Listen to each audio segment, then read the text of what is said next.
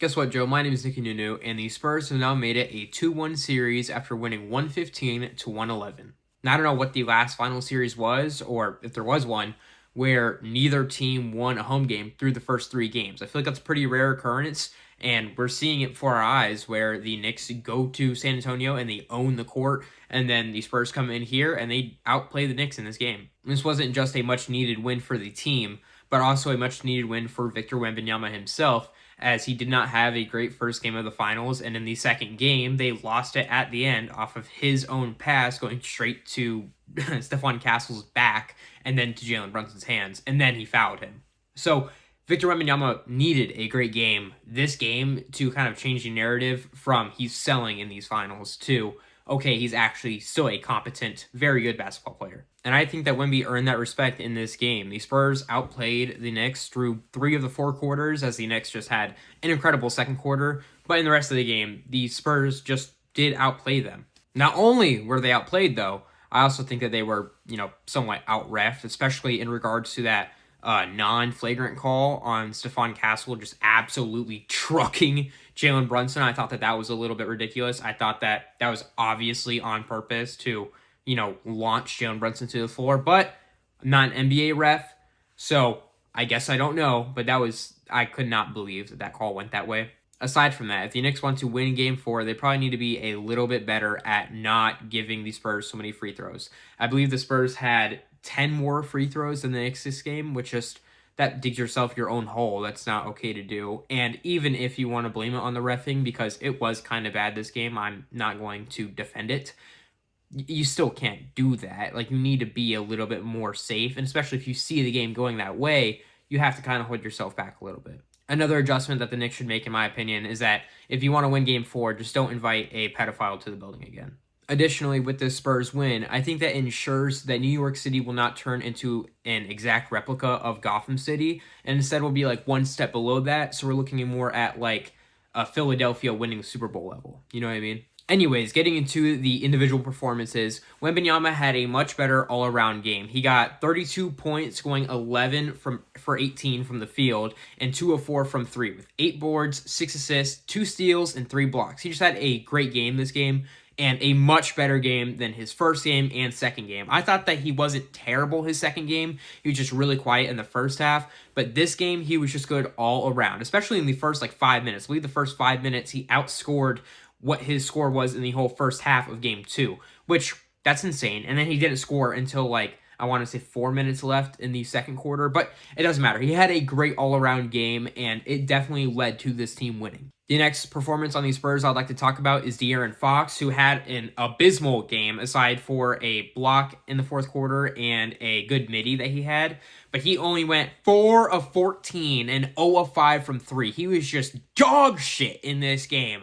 And it really upset me because in Game 2, he had a good game, and I thought that might turn him around for the rest of the series. But in this game, he's right back to where he was in that Game 1 performance, where it is just a massive, massive letdown. Nextly, even if you don't like Stephon Castle playing point guard for this team, which I don't, I think that he should not play point guard for this team because he's clearly not 100% comfortable in that position, you cannot deny he's still playing really good in these finals. In this game, he got 23 points, going 8 of 14 from the field and 2 of 5 from 3, with 5 boards and 5 assists, getting a great game this game. And I think in the first game, he had also a really good game.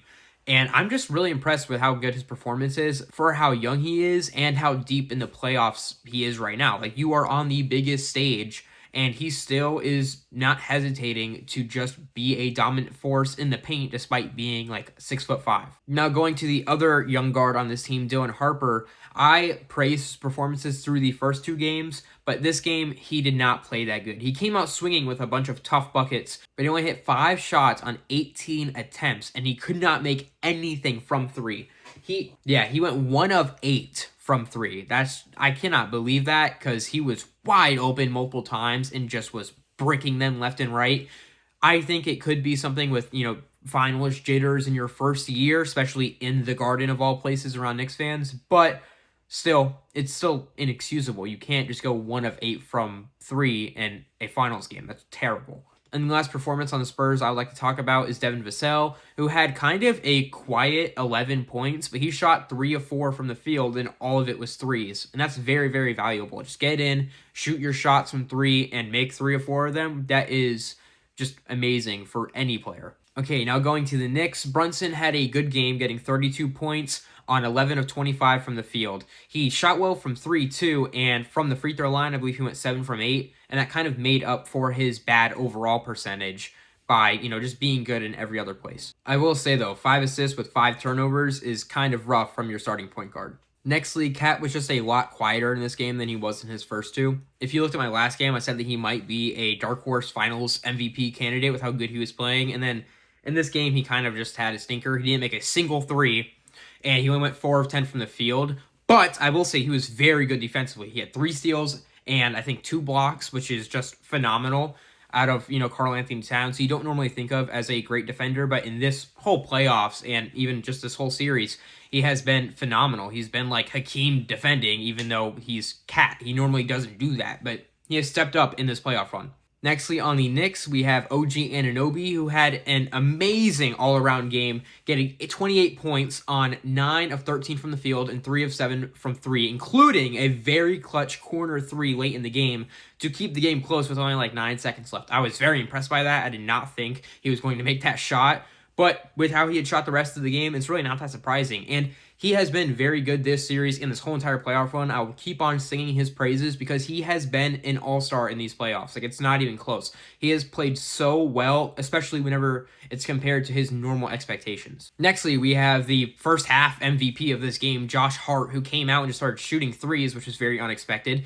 He finished the game going 4 of 7 from 3, which, again, not expected at all. And in totality, he finished with 16 points, going 6 of 10 from the field, while also just doing the normal Josh Hart stuff all around during this game.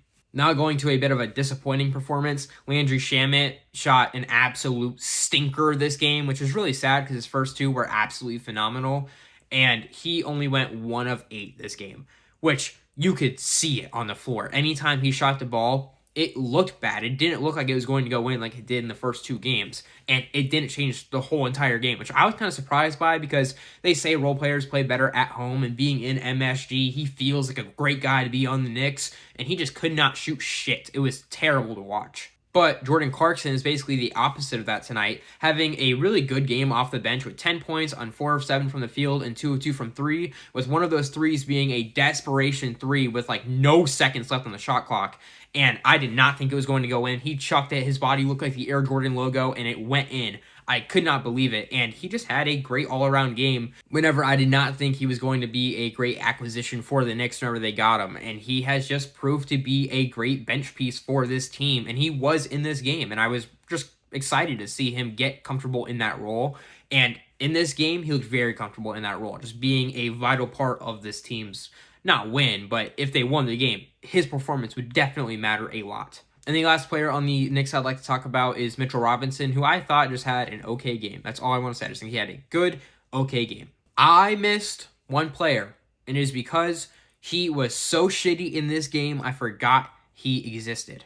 And that is Mikal Bridges. He only went 1 of 5 from the field and literally did not do shit the whole entire game. And I just remembered that I didn't talk about him. And I believe he only made his first shot in like the 3rd quarter or 4th quarter of this game. He was not on shit. And in case you didn't watch the first 2 games, that's not like him. That is not good. He normally is a very good player for this team. And for him to go 1 of 5 from the field the whole game, I just can't believe it. That is absolutely abysmal for a guy like Mikal Bridges. I cannot believe he did that. Okay, it's basically it for my game notes, but I also want to mention that I hated the AI overview that they did of the first half at halftime. I thought that was so stupid, and whenever it started playing on my screen, I literally just walked out of the room.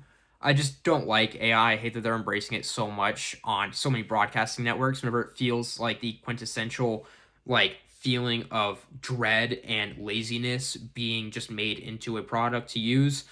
I don't like seeing that being used by one of the NBA broadcasting partners, but they're all being used. So, I don't know. I don't know what to think about it. I just don't like it. And seeing it get promoted just in my face the whole entire game and ads and then doing an AI overview of the first half, it's just stupid whenever you have great analysts there to do that job.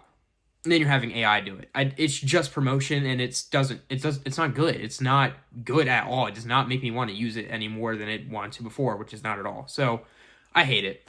Well, with that, I think that should wrap this up. If you disagree with any of my takes on the players or teams' performances in this, please let me know in the comments. If you think that the Knicks are going to win in 5 or the Spurs are going to come all the way back, please let me know.